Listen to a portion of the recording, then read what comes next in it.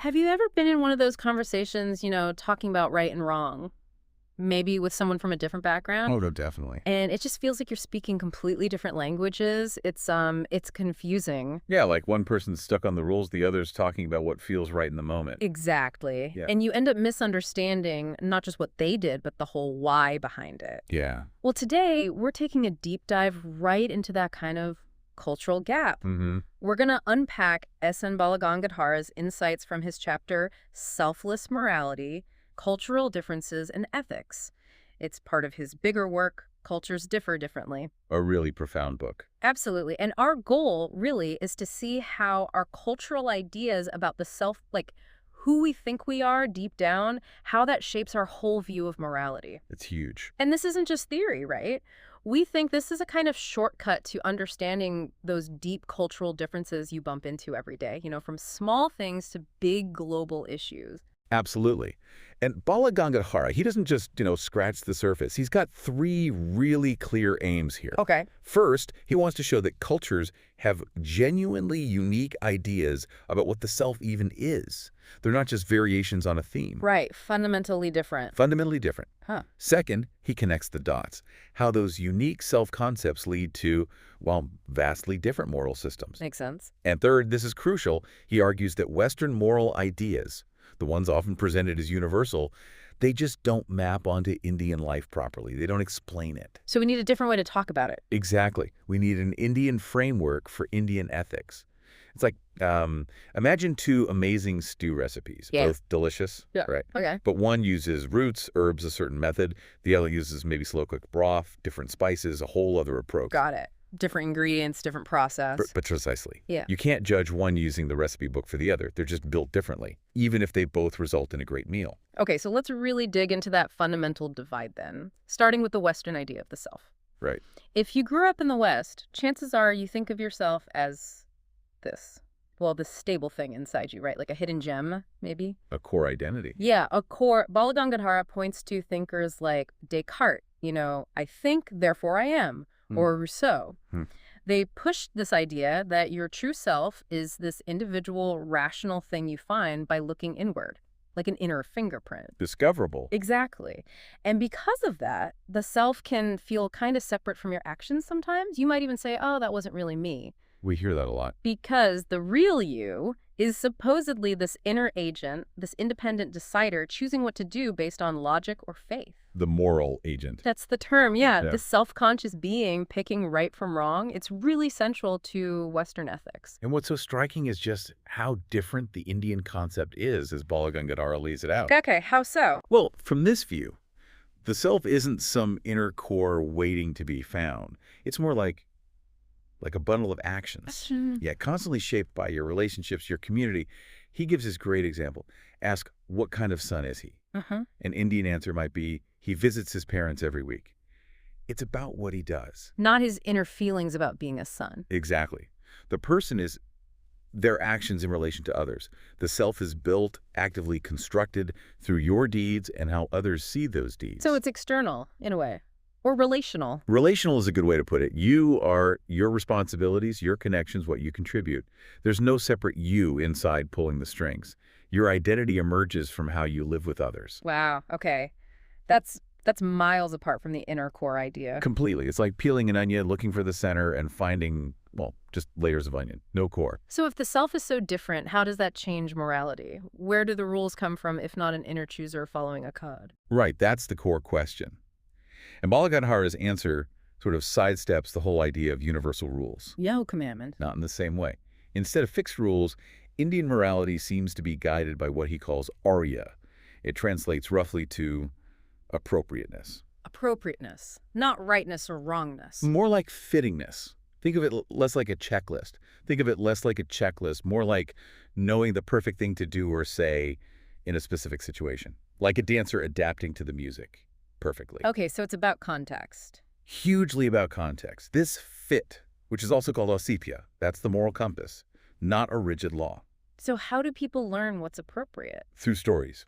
Countless stories, epics, folklore, community narratives. These aren't commands, though. They're examples. Examples of what? examples of how certain actions played out in similar situations. So moral judgment isn't about, did you break the rule? It's more like, in this situation, doing X might have brought harmony, but you did Y, which caused trouble. So Y was inappropriate. Learning side's different too then. Totally. It's Yeah. not memorizing rules. It's absorbing thousands of these stories and then, and this is key, creatively adapting the underlying wisdom to new situations. So it's flexible. Very flexible.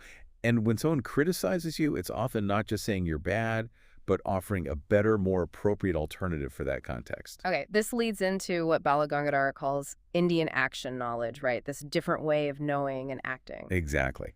And he points out 4 really unique things about it. Let's hear them. Okay, first, it's generative. A story doesn't just give you a rule to copy.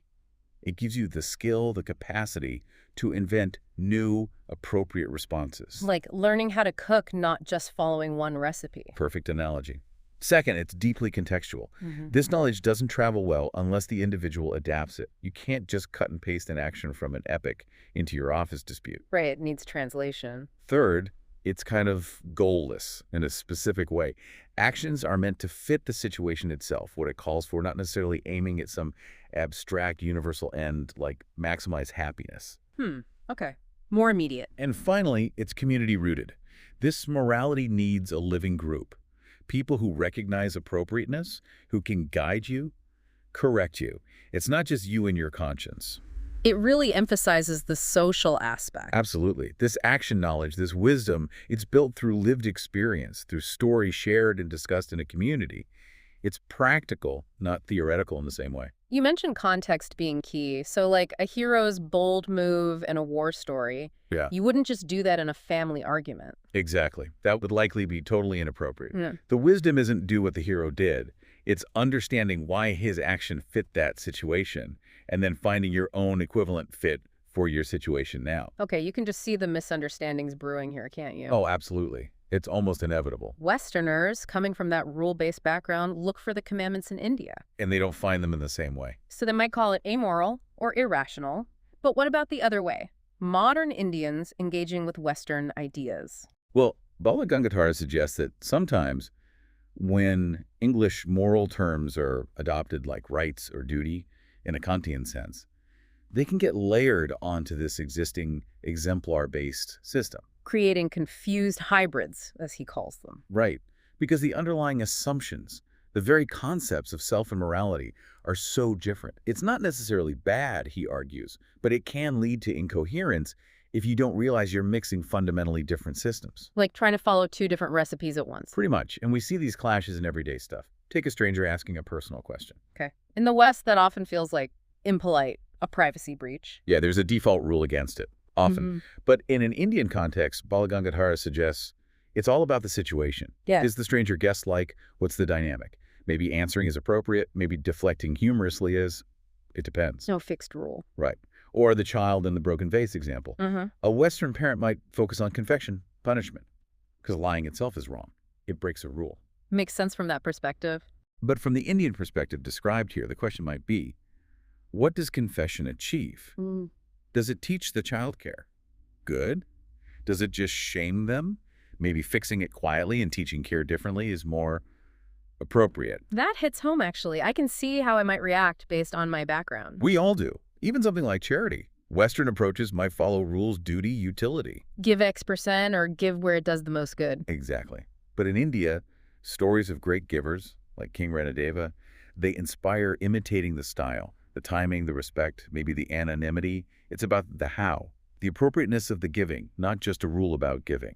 This really gets into some deep implications. Balgangadhara talks about why India seems to lack those intense moral crises we see in the West, like Augustine's struggles. Yeah, those crises often revolve around purifying an inner will, battling an inherent sinfulness. Because the self is seen as this inner thing that needs fixing. Right. But if virtue comes from refining your actions within the community, from doing things appropriately, then there's no hidden inner agent that needs perfecting before you can act well. that seems to be the implication. Yeah. You become good by doing good appropriately in the eyes of the community and according to the shared stories. Your actions shape who you are. So it's not just anything goes then. It's not pure relativism. Definitely not. The community, the stories, the exemplars, they provide standards. But crucially, These standards are plural, they're flexible, they evolve. How does society hang together then, without rigid rules? He talks about mimetic learning. Everyone absorbs these overlapping stories and examples. It creates shared, flexible expectations. Think about traffic. Okay. Drivers mostly coordinate without constantly reciting the traffic laws, right? They react, adapt based on a shared, largely unspoken understanding of appropriate behavior on the road in that moment. I see. A kind of shared intuition built from experience and observation. Exactly. Which makes you wonder how much of our own common sense is just internalized stories we don't even recognize as stories. So, boiling this down for us, for the listener, what's the big takeaway? Balgangadhara's call to action. His main point, I think, is that if we really want to understand different cultures, especially their ethics, we have to compare them at the conceptual level. Not just comparing lists of rules or customs. No, go deeper. Understand their fundamental ideas about the self, about action, about knowledge itself. Because Western theories, he argues, are just that Western. They're culture-specific, not universal blueprints. And his advice for Indians? Is perhaps to recover and understand their own rich, exemplar-based ethical traditions, rather than just trying to fit into borrowed rule sets. But the bigger goal is broader. Decolonizing social science. In a way, yes. By truly grappling with how cultures differ differently, right down to the moral self, not assuming one model fits all. He wraps it all up with that cooking metaphor, which I found really helpful. They're great. The Western style, he says, is like a cookbook. Universal recipes, follow them precisely step by step. Guaranteed results if you follow the rules. And the Indian style. That's like watching your aunties cook. No precise measurements, maybe. Smelling, tasting, improvising. Adding spices based on this meal, these guests, this occasion. Prioritizing the outcome, the flavor, the delight of the eaters. Over strict adherence to a pre-written recipe. The focus isn't on the cook's inner state of following the rules, but on the dish served and how it's received. The meaning is clear, isn't it? Both are real cooking, real cuisines. Absolutely. Both can produce amazing food. But judging one by the standards of the other, you just miss the point entirely. You have to step into their kitchen, taste it, watch, learn by doing, by participating. It really is a profound shift in perspective, thinking about how cultures differ differently. And it's not just academic, is it? It feels crucial for just navigating the world today, getting along, avoiding those terrible misjudgments. Fostering actual understanding. Yeah. And leaves you with a question, doesn't it? If our own ethics are so tied to our idea of self, what assumptions are you making about others? Right. What unconscious cultural recipes are we following? And how might understanding their moral kitchen, their way of cooking up appropriateness, change how you see their actions? It's definitely something to think about, how this lens applies to your own life interactions, news, work. What stories shape your sense of what fits, what's appropriate? A lot to chew on there.